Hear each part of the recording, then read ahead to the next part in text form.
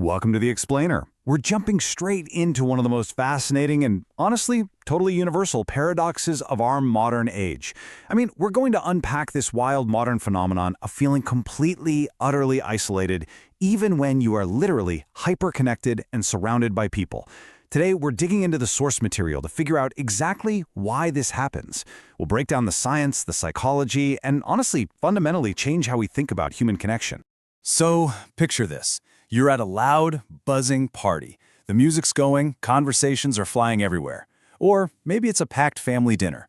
Or, heck, maybe you're just sitting on the couch scrolling through hundreds of messages on your phone. And yet, right in the middle of all that, you feel completely invisible. I really want to validate right out of the gate that feeling alone in a crowd is a completely normal experience. If you've ever felt that hollow, quiet emptiness just sitting right in the middle of your chest, take a breath. Really. Because having that feeling absolutely does not mean you're broken. It doesn't mean you're weird. As the source material so compassionately points out, you are definitely not alone in feeling alone. It's a heavy feeling, sure, but it is deeply, profoundly human. Okay, let's dive right into this because we need to debunk a major myth right off the bat. When we feel lonely, our knee-jerk reaction is usually to try and fix it by just adding more people. We go to more events, we text more, we basically just try to boost the head count. But think about it.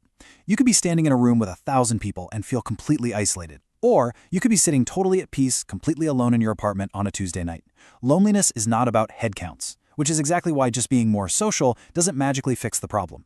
It really just boils down to this. Loneliness is simply the gap between the connection you want and the connection you actually have. That's it. That's the whole thing. And this definition is a total game changer because it shifts the entire paradigm away from the sheer quantity of people physically around you, straight over to the quality of the connection you share with them. It's not about how many contacts are in your phone, it's about the depth of the conversations you're actually having. So let's build on that for a second. What does real connection actually look like? Well, think back to your last conversation. Was it purely surface level? Chatting about the weather, the latest Netflix show, or giving the classic "I'm fine, you"? Now, contrast that with a real connection. When was the last time you actually shared your true feelings, or your weird, irrational fears, or those quiet anxieties that have been keeping you up at night? For most of us, we perform this safe version of ourselves, keeping the messy, anxious reality totally buried underneath. Which brings us to an absolutely crucial point from our source. Because we are social animals, we don't just need physical contact, we need to feel truly seen. If we only ever stick to those surface-level interactions, we're going to start feeling like absolute strangers, even when we're standing right in the middle of a room full of people who literally know our names. We are fundamentally wired to be known, not just acknowledged.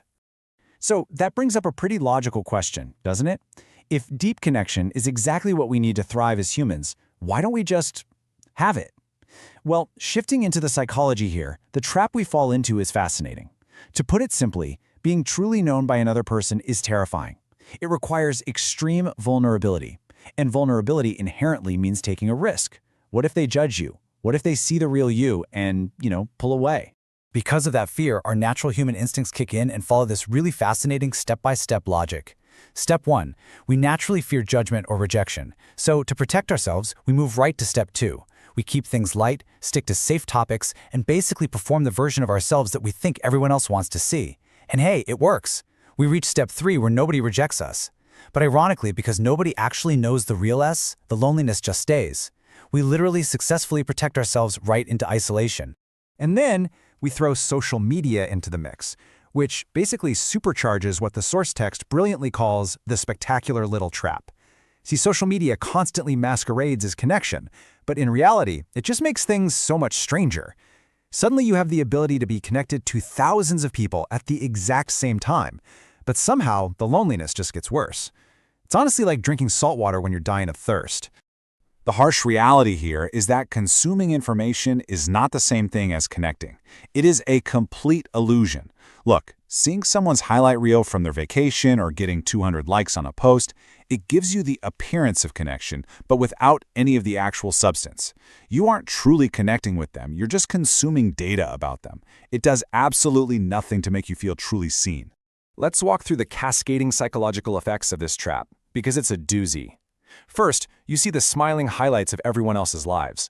This totally tricks your brain into feeling like everyone else is out there having this deep, meaningful social life, and you're just missing out. Consequently, you feel lonely. And then comes the real kicker. You start to feel weird and guilty about feeling lonely because technically you're supposed to be so highly connected. It's just a vicious downward spiral.